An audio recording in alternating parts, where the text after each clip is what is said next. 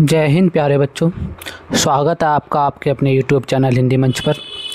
आज हम इस वीडियो में कक्षा 6 की NCERT की नई पुस्तक मल्हार जिसका पाठ नंबर है 5, पाठ का नाम है रहीम के दोहे के प्रश्न उत्तर और गतिविधियों को हल करेंगे। अगर आपको हमारा ये वीडियो पसंद आता है तो चैनल को लाइक, सब्सक्राइब और शेयर करें, और अगले किस टॉपिक पर आपको वीडियो चाहिए वो कमेंट बॉक्स में कमेंट करें। चलिए शुरू करते हैं रहीम के दोहे। पहला प्रश्न मेरी समझ से, इसमें कहा है नीचे दिए गए प्रश्नों का सबसे सही सटीक उत्तर कौन सा है, उसके सामने तारा यानी कि स्टार बनाइए। ठीक है बेटे, आज इसमें प्रश्न है रहीमन जीवाहर बाबरी कही गई सरग पताल, आपो तो कही भीतर रही जूती खात कपाल। दोहे का भाव क्या है? जो रहीम का ये दोहा है तो उसका भाव क्या है? तो इस रहीम के दोहे का जो भाव आता है, भावार्थ निकल कर आता है कि जीवा पागल होती है, बावली होती है, क्योंकि वो कहने से पहले कुछ सोचती समझती नहीं है। अगर कुछ उसके जीवा से कुछ गलत निकल जाए या कुछ कह दे तो उसका भुगतान कपाल को भुगतना पड़ता है। कपाल मतलब सर, खोपड़ी। ठीक है बेटे, तो इसमें 4 ऑप्शन दे रखे हैं कि इसमें आपको बताना है कि कौन सा सबसे सटीक होगा। पहला, सोच समझकर बोलना चाहिए। दूसरा, मधुर वाणी में बोलना चाहिए। तीसरा, धीरे धीरे बोलना चाहिए। चौथा, सदा सच बोलना चाहिए। जो सबसे सटीक उत्तर है सोच समझकर बोलना चाहिए, तो इसका उत्तर पहला ऑप्शन। दूसरा देखो, रहीमन देखी बड़े इनको लगू न दीजिए डारी, जहाँ काम आवे सोई कहा करे तलवारी। इस दोहे का भावार्थ क्या है, इसका भाव बताना, इसका अर्थ क्या है। इसमें रहीम ने कहा है कि छोटे बड़े को देखकर व्यवहार नहीं करना चाहिए, सबका सम्मान, एक साथ सम्मान करना चाहिए, क्योंकि जहाँ काम सुई आती है वहाँ तलवार काम नहीं करते, और जहाँ तलवार काम आती है वहाँ सुई काम नहीं कर सकती। तो इसमें जो 4 ऑप्शन दिए गए हैं इनमें से आपको बताना, पहला, तलवार सुई से बड़ी होती है। दूसरा, सुई का काम तलवार नहीं कर सकती। तीसरा, तलवार का महत्व सुई से ज़्यादा है। चौथा, हर छोटी बड़ी चीज़ का अपना महत्व होता है। तो सबसे जो सटीक उत्तर है चौथा, ऑप्शन 4, हर छोटी बड़ी चीज़ का अपना महत्व होता है। किसी को भी कम नहीं समझना चाहिए, कम नहीं आंकना चाहिए। ठीक है, आगे देखो, खा,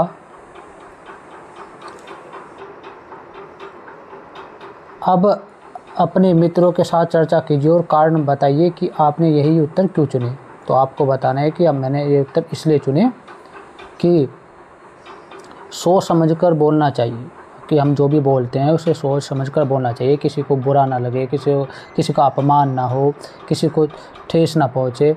ठीक है, ताकि बाद में हमें पछतावा ना करना पड़े, कि हमें बाद में पछतावा ना हो कि हमने गलत बोल दिया या गलत कह दिया। ठीक है, तो हमें हमेशा सोच समझकर बोलना चाहिए, इसलिए पहला ऑप्शन चुना। दूसरे का क्या है, हर छोटी बड़ी चीज़ का अपना महत्व होता है, कि किसी को भी कम नहीं आंकना चाहिए, यानी कम नहीं समझना चाहिए।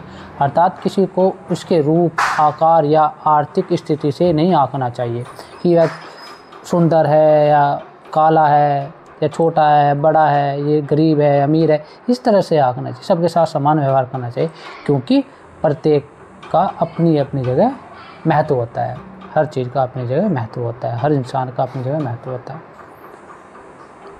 ठीक है बेटे, आगे देखो, मिलकर करें मिलान। इसमें पाठ में से कुछ दोहे स्तंभ ए में दिए गए हैं और उनके भाव स्तंभ 2 में दिए गए हैं यहाँ पर। तो अपने समूह में इस पर चर्चा कीजिए और रेखा खींचकर सही भाव में मिलान कीजिए। तो यहाँ पर आपको स्तंभ ए, स्तंभ 2 दे रखे में मिलान करना सही, सबसे सटीक क्या होगा। तो इसमें जैसे पहले में बताया गया है, रहीमन धागा प्रेम का मत तोड़ो चिटकाए, टूटे से फिर न मिले, मिले गांठ पड़ जाए। कि इसमें इसका जो सबसे सटीक भाव इसमें आ रहा है कि जो रिश्ता होता है उसमें उसे बेकार नहीं करना चाहिए, सबके साथ प्रेम से व्यवहार करना चाहिए, उसे सजो कर रखना चाहिए, ठीक है, अगर वह टूट जाता है तो पहले जैसी बात नहीं रहती। तो इसमें इसका सबसे सटीक है पहले का तीसरा, कि प्रेम या रिश्तों को सहेज कर रखना चाहिए। दूसरा देखो आप, कही रहे मन संपत्ति सगे बनत बहुत बहुत रीत, विपत्ति कसौटी जे कसे ते ही साचे मीत। तो इसमें बताया गया है कि रहीमन जी यहाँ पर कहते हैं कि वही सच्चे मित्र होते हैं या सच्चे दोस्त होते हैं जो विपत्ति पड़ने पर काम आते हैं। ठीक है, तो यहाँ पर देखो दूसरे का दूसरा ही है, सच्चे मित्र विपत्ति या विपदा में भी साथ रहते हैं। तीसरा देखो, तरवर फल नहीं खात है सरवर पियर न पान, कही रही मन प्रकाश हित संपत्ति संचय सुजान। तो तीसरे का पहल कि जो सज्जन पुरुष होते हैं, जो दूसरों के काम आने वाले होते हैं, वो अपनी संपत्ति का भी उपयोग दूसरों के लिए करते हैं। ठीक है,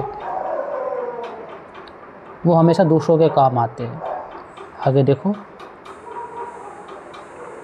यहाँ पर लगा रखा है पहले का दूसरा, दूसरे का दूसरा, तीसरे का दूसरा। ठीक है,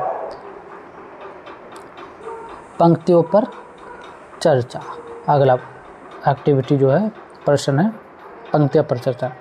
नीचे दिए गए दोहों पर समूह में चर्चा कीजिए और उनके अर्थ या भावार्थ अपनी लेखन पुस्तिका में लिखिए। तो यहाँ पर हमें एक दोहा दे रखा है, तो उसका भावार्थ हमें अपनी उत्तर पुस्तिका में लिखना है। इसमें क्या बताया है रहीम ने या रहीमदास जो कवि हैं इसके, उन्होंने इस दोहे के माध्यम से क्या कहा, इसके दोहे का अर्थ क्या निकल रहा है, इसका भाव क्या निकल रहा है। ठीक है बेटे, रहीमन विपदाहु बली जो थोड़े दिन होए, हित अनहित या जगत में जानी परत सब कोय। यहाँ रहीमदास जी कहते हैं, रहीमदास जी का मानना है कि जो थोड़े समय के लिए विपदा मतलब कठिनाई समस्या आती है वो भली होती है, वो अच्छी होती है। अच्छी क्यों होती है थोड़े दिन के लिए? क्योंकि उससे हमें पता चल जाता है, क्या पता चल जाता है कि इस संसार में, जगत यानी कि इस संसार में कौन हमारा हितैषी है। क्या यानी हितैषी मतलब कौन हमारा भला चाहने वाला है और कौन हमारा हितैषी है, जो हमारा भला नहीं चाहता, बुरा चाहता है। ठीक है, तो कौन हमारा मुश्किल में साथ देने वाला होता है, कौन नहीं। इससे हमें जो थोड़े समय के लिए हमें विपदा आती है, कठिनाई आती है, समस्या आती है हमारे जीवन में, इससे पता चल जाता है। इसलिए थोड़ी सी विपदा को भली बताया यहाँ पर। आगे देखो, रहीमन जीवा बावरी कही गई सरग पताल, आपो तो कहीं भीतर रही जूती खात कपाल। तो यहाँ रहीमदास जी का कहना है कि जीव तो जो बिल्कुल बावरी है, बावरी मतलब पागल है, पागल जैसी होती है। क्यों होती है? क्योंकि यह कई बार ऐसी कुछ बातें बोल देती है, कही गई सरग पताल मतलब कई बार ऐसी बातें बोल देती है जो अच्छी नहीं होती, जो दूसरों को बुरी लग सकती है। ठीक है, और बिना सोचे समझे बोल देती है।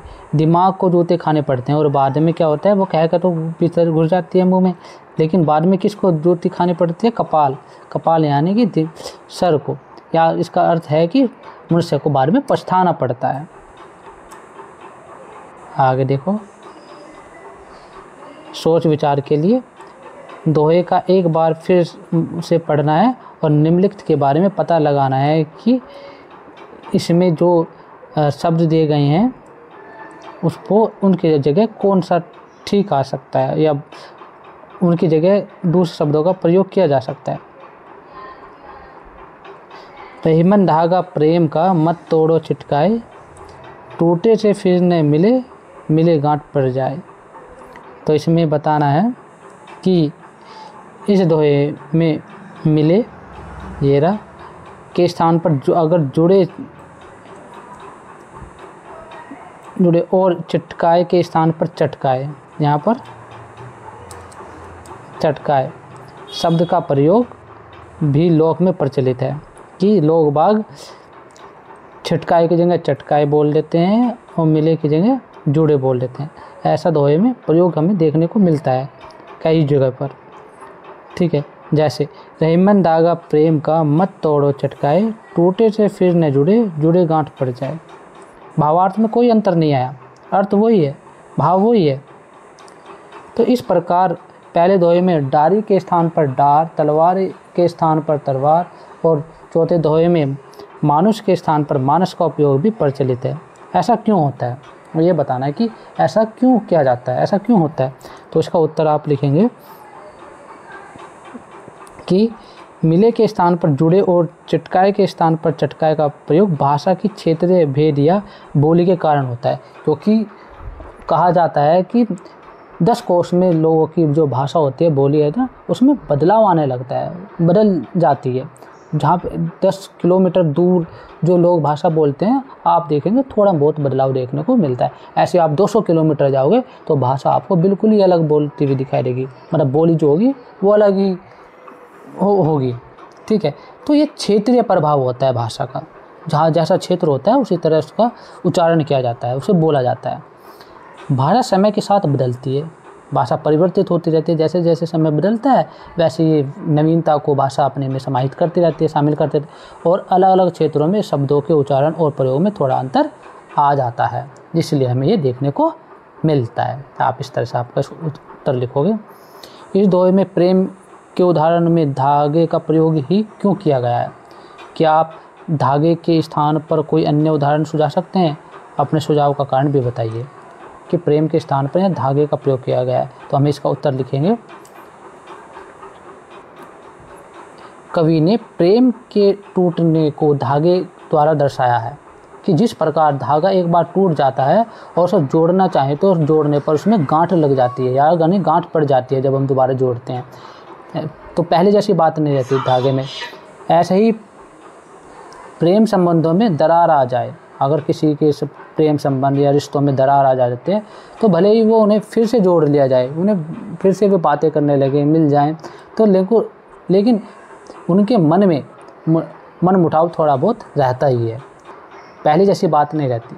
इससे हम अन्य उदाहरण द्वारा भी समझ सकते हैं। जैसे किस तरह से हम अन्य उदाहरण से समझेंगे, नदी के जल में एक लोटा पानी ले लिया जाए, नदी के जल से अगर एक लोटा पानी ले जाए तो उन्हें दोबारा नदी में मिलाया तो जा सकता है उस लोटे के पानी को, परंतु उसे उसकी 100 धारा मित्र बूंदों से नहीं मिलाया जा सकता है। मतलब जिस समय वो पानी की वहाँ से लिया गया था उस समय जो उसके पास जल था, बूंदें थी, तो उसमें नहीं मिलाया जा सकता। ऐसे ही किसी से संबंध अगर टूट जाए तो दोबारा वैसे ही नहीं बन पाते जैसे पहले थे।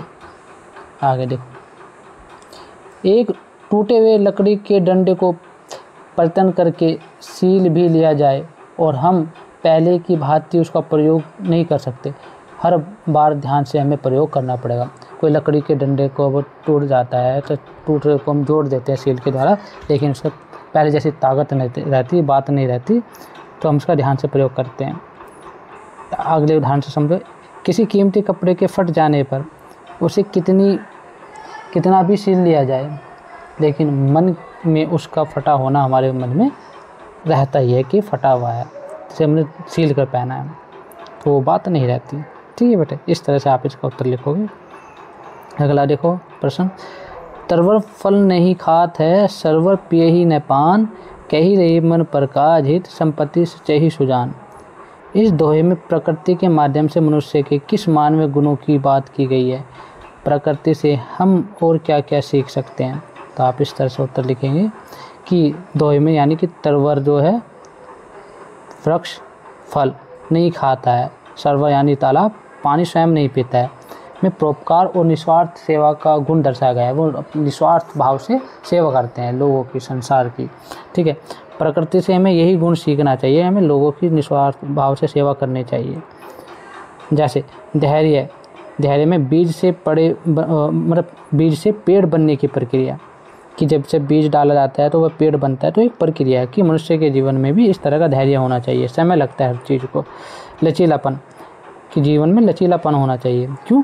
क्योंकि जिस तरह से पेड़ होता है, पेड़ तूफान बारिश आती है तो वो झुक जाता है, टूटता नहीं है। ठीक है, इस तरह से हमारे जीवन में भी अगर कठिनाई आए तो हमें उसका सामना कर सके। निरंतरता, नदी का बहाना, जैसे नदी निरंतर बहती रहती है, हमें भी अपने आप को जीवन को परिवर्तित रहना चाहिए या करना चाहिए। समन्वय, यानी कि पारिस्थितिक तंत्र में सभी जीवों का सह अस्तित्व होता है, मतलब सभी को महत्वपूर्ण स्थान होता है इस प्राकृतिक तंत्र में यानी पारिस्थितिक तंत्र में या प्रकृति में, तो हमें सभी को समान महत्व देना चाहिए, सभी के साथ समन्वय के साथ रहना चाहिए। आगे बढ़ो, शब्दों की बात। हमने शब्दों के नए नए रूप जाने और समझे, अब कुछ करके देखते हैं। जैसे शब्द संपदा, यहाँ पर हमें शब्दों के बारे में जानकारी मिलेगी। देखो, कविता में आए कुछ शब्द नीचे दिए गए हैं, इन शब्दों को आपकी मातृभाषा में क्या कहते हैं लिखिए। जहाँ भी आप रहते हो तो इन शब्दों को वहाँ पर किस नाम से जाना जाता है या किस नाम से पुकारा जाता है, उसका उच्चारण क्या किया जाता है। जैसे यहाँ कविता में आए शब्द हैं, जैसे तरवर है, तो मातृभाषा में समानार्थी शब्द क्या होगा तरवर का, तो आपको यहाँ पर लिखने, कम से कम 1-2 तो लिखनी है आपको। पेड़ भी बोलते हैं और वृक्ष भी बोलते हैं, ठीक है। आपकी मातृभाषा में क्या बोलते हैं आप आगे यहाँ पर लिख सकते हो, ठीक है बेटे।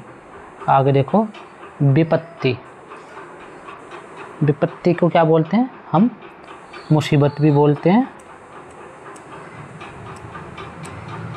और संकट भी बोलते हैं, समस्या भी बोलते हैं, कठिनाई भी बोलते हैं।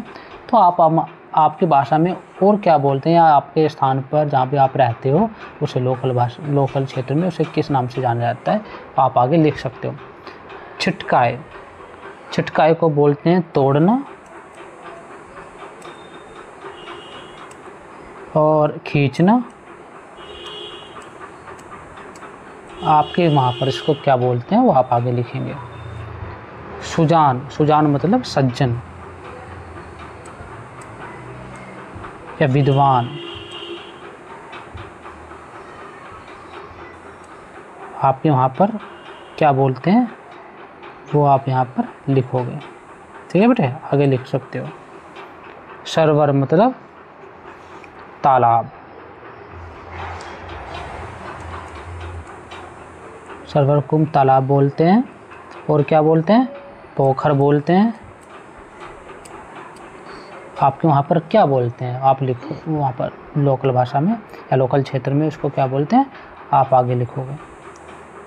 आगे देखो, सांचे, सांचे को क्या बोलते हैं सच्चे, सच्चे बोलते हैं, वास्तविक बोलते हैं।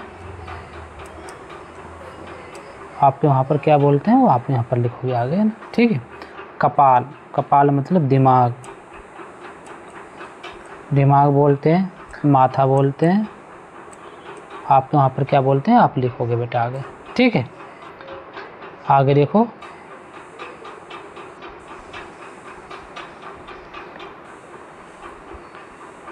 एक शब्द एक अर्थ अनेक।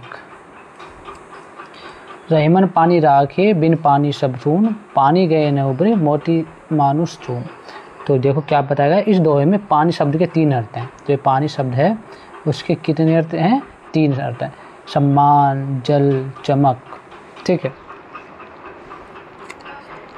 इसी प्रकार कुछ शब्द नीचे दिए गए हैं, आप इन शब्दों के 3-3 अर्थ लिखिए। आप इस कार्य में शब्दकोश, इंटरनेट, शिक्षक या अभिभावक की सहायता भी ले सकते हैं, ठीक है बेटे।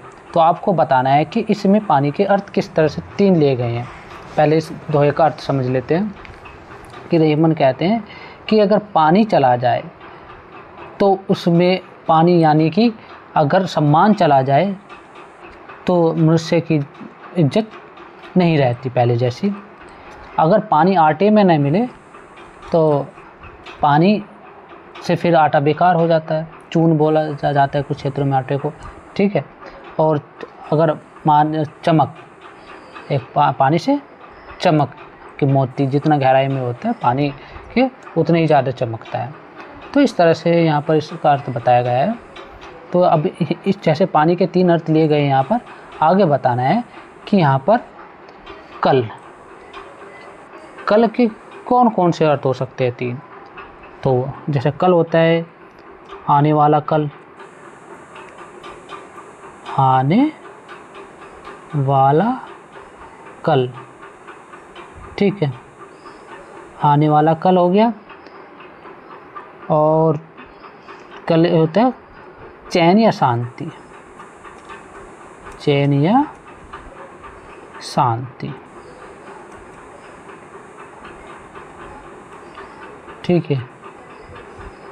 और इसका होता है कल मतलब मशीन का पुर्जा, पुर्जा बोल दो आप, पुर्जा या मशीन। ठीक है। पत्र, पत्र को क्या बोलते हैं? चिट्ठी बोलते हैं। और क्या बोलते हैं?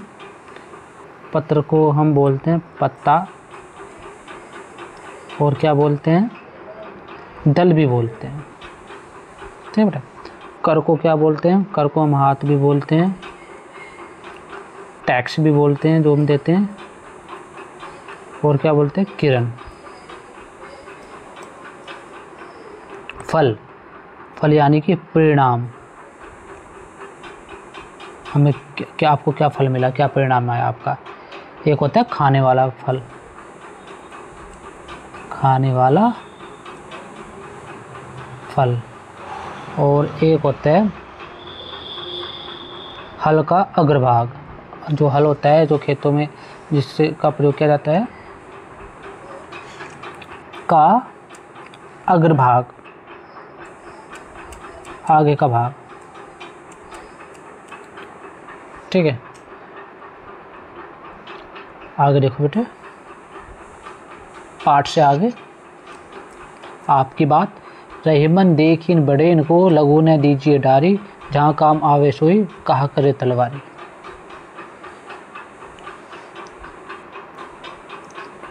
इस दोहे का भाव है, न कोई बड़ा है और न कोई छोटा होता है। सबके अपने अपने काम हैं, सबकी अपनी अपनी उपयोगिता और महत्ता है। चाहे हाथी हो या चींटी हो, तलवार हो या सुई हो, सबके अपने अपने आकार प्रकार हैं, सबका अपना महत्व है, सबकी अपनी अपनी उपयोगिता है। सिलाई का काम सुई से ही किया जा सकता है, तलवार से नहीं। और सुई से जो सुई जोड़ने का काम करती है, जबकि तलवार काटने का काम करते हैं। कोई वस्तु हो या व्यक्ति, छोटा हो या बड़ा, सबका अपना सम्मान, सबका सम्मान करना चाहिए, सबको बराबर का महत्व देना चाहिए। ठीक है। इस दोहे का ये भाव निकलता है। अपने मनपसंद दोहे को इस तरह की शैली में अपने शब्दों में लिखना। दोहा पाठ से या पाठ से बाहर का हो सकता है, ऐसा नहीं कि पाठ का ही हो, आप पाठ के बाहर का भी ले सकते हैं। जैसे उत्तर है यहाँ पर, रहीमन धागा प्रेम का, मत तोड़ो चिटकाए, टूट फिर से न मिले, मिले गांठ पड़ जाए। तो यहाँ पर बताना है आपको, इस दोहे में रहीम प्रेम और रिश्तों की नाजुकता के बारे में बात करते हैं। वे कहते हैं कि प्रेम के धागे को जल्दबाजी या गुस्से में नहीं तोड़ना चाहिए, यानी गुस्से में किसी को भला बुरा नहीं कहना चाहिए। ठीक है। या जल्दबाजी में कोई काम नहीं करना चाहिए, क्योंकि एक बार टूट जाने पर या फिर से वैसी नहीं जुड़ पाता, अगर किसी तरह जुड़ भी जाता है तो उसमें गांठ पड़ जाती है। यह गांठ का अर्थ है रिश्तों में आई कटुता या दरार। ठीक है। या मनमुटाव जो बन जाता है एक बार फिर नहीं जाता वो। ठीक है। आगे देखो,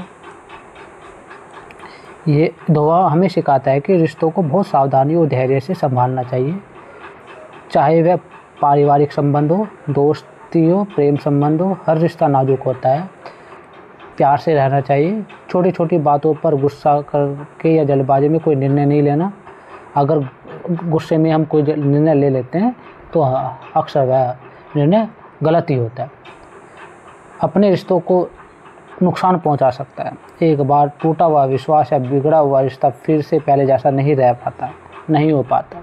इसलिए हमेशा हमें अपने शब्दों और व्यवहार पर ध्यान देना चाहिए, ताकि हमारे रिश्ते मजबूत और स्वस्थ बने रहें। इस तरह से आप उत्तर देखें। एक और यहाँ पर दे रखा आपको, आप लिख रहे, बड़े बड़ाई न करे, बड़े न बोल, रहीमन हीरा कब कहे, लाख मेरो टके का मोल। रहीमदास जी कहते हैं कि जिनमें बड़प्पन होता है वे अपनी बड़ाई स्वयं कभी नहीं करते। जो वास्तव में देश की सेवा करते हैं, लोगों का सम्मान करते हैं, तो वो कभी अपनी बड़ाई नहीं करते। दूसरों की जो मदद करने वाले होते हैं, ठीक है, वो बखान नहीं करते, उनके कार्य ही उनके कौशल को दर्शाते हैं। जैसे हीरा कितना भी बहुमूल्य क्यों ना हो, लेकिन कभी अपने मुंह से अपने बारे में नहीं कहता। हमें भी अपने गुणों को दर्शाना नहीं है, वे स्वतः ही हमारे कार्यों के माध्यम से सबके सामने आ जाएंगे, यानी सबके समक्ष आ जाएंगे। जैसे कुशल खिलाड़ी अपने खेल से, बावर्ची अपने स्वादिष्ट पकवान से, अच्छा नर्तक या डांसर जिसे आप कहते हो अपने नृत्य या डांस से, श्रेष्ठ गायक अपने गायन से, जो सिंगर यानी कि अच्छा गाता है, तो प्रतिभाशाली विद्यार्थी अपने परिणाम से ही जाना जाता है। सरगम रहीमन, कबीर, तुलसी, वृंद आदि के दोहे अपने दृश्य श्रव्य यानी टीवी, रेडियो माध्यम से कई बार सुने होंगे। कक्षा में भी आपने दोहे भी बड़े मनोयोग से गाए होंगे। अब बारी है इन दोहों की रिकॉर्डिंग यानी ऑडियो विजुअल की। रिकॉर्डिंग सामान्य मोबाइल से भी की जा सकती है। इन्हें अपने दोस्तों के साथ समूह में या अकेले गा सकते हैं। यदि संभव हो तो वाद्य यंत्रों के साथ भी गायन करें। रिकॉर्डिंग के बाद दोहे स्वयं भी सुने और लोगों को भी सुनाएं जो आपने गाए हैं। रहीमन यानी रहीम, वृंद, कबीर, तुलसी, बिहारी आदि के दोहे आज भी जनजीवन में लोकप्रिय हैं। दोहे का प्रयोग लोग अपनी बात पर विशेष ध्यान दिलाने के लिए करते हैं। जब कोई समाज में इतनी लोकप्रिय है तो क्यों न इन दोहों को एकत्रित करें और अंताक्षरी खेलें। अपने समूह में मिलकर दोहे एकत्रित कीजिए। इस कार्य में आप इंटरनेट, पुस्तकालय और अपने शिक्षकों या अभिभावकों की सहायता भी ले सकते हैं कि आप इसमें दोहों को इकट्ठा करना। जो हमारे यहाँ दे रखे हैं, जो कवि रहीम, वृंद, कबीर, तुलसी, बिहारी, इनके दोहे हमारे जनजीवन में प्रचलित है। बूढ़े बुजुर्गों के मुँह से हमने इनके दोहे सुने हैं। आपने रेडियो में या टीवी में देखे होंगे, सुने होंगे, तो आप उन्हें एक पेज पर लिख लें, ठीक है, और फिर अपने दोस्तों के साथ समूह में चर्चा करें या अंताक्षरी खेलें। खेल के रूप में खेलना है, ठीक है। आगे देखो, आज की पहेली। 2 अक्षर का मेरा नाम, आता हूँ खाने के काम, उल्टा होकर नाच दिखाऊं, मैं क्यों अपना नाम बताऊं। तो आपको इसका उत्तर बताना क्या होगा। इसका उत्तर होगा चना। चना क्यों होगा, क्योंकि चना उल्टा करने पर नाच हो जाता है। जब चने को हम उल्टा लिखेंगे, ठीक है, तो क्या लिखा जाएगा, नाच, ठीक है, और जो नाचने से संबंधित है। और खाने के काम भी आता है चना, ठीक है। तो इसका पहले का उत्तर क्या है, चना। आगे देखो अगली पहेली। एक किले के 2 ही द्वार, उनमें सैनिक लकड़ीदार, टकराए जब दीवारों से, जल उठे सारा संसार। आपको इसका उत्तर बताना है। इसका उत्तर होगा माचिस। क्या होगा बच्चों, माचिस। माचिस क्यों होगा, क्योंकि माचिस दोनों तरफ से खुलती है, दोनों तरफ उसके द्वार होते हैं, खुलती है ना, द्वार होते हैं। माचिस की तीलियाँ पहरेदार होती है। जो माचिस की तीलियाँ होती है उसमें रहती है माचिस के अंदर वो पहरेदार, सैनिक की तरह, ठीक है, काम करती है। और जब में टकराते हैं दीवारों से पहरेदारों को यानी तीलियों को, तो उसमें आग लग जाती है, आग जल सकती है, आग जल जाती है, आग लगा सकती है, या आग से इस संसार को जलाया जा सकता है। इस तरह सा एक कहावत है ये, ठीक है। आगे देखो, खोजबीन के लिए।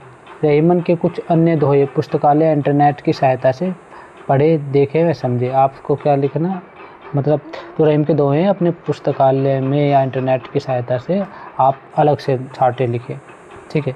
जैसे यहाँ पर मैंने दे रखा है आपको उत्तर। रहीमन निज मन की विधा, मन ही राख्यो गोय, सुनी अटीले है लोग सब, वाटी न ले है कोय। दूसरे को, जो रहीम उत्तम प्रकृति का, करी संकट सुख कुसंगा, चंदन विश्व व्याप्त नहीं, लिपटे रहत भुजंग। तीसरे को, रहीमन धागा प्रेम का, मत तोड़ो चटकाए, टूटे से फिर न जुड़े गांठ परी जाए। आगे देखो, खीरा मुक्ते काटिए, मली नमक लगाए, रहीमन करुआ कंद को, कौन मीठो करे खाए। पाँचवा, रहीमन ऐसी जग बसो ज्यों दादुर पानी माही, जहाँ जहाँ रहो सुखी सदा काहे को फिरी जाही। ठीक है, उम्मीद है कि आपको ये प्रश्न उत्तर और एक्टिविटी अच्छी तरह से समझ में आ गई होगी। अगर आपको हमारा वीडियो पसंद आया तो चैनल को सब्सक्राइब ज़रूर करें। अगली वीडियो में जल्दी मिलते हैं बेटे, तब तक के लिए जय हिंद।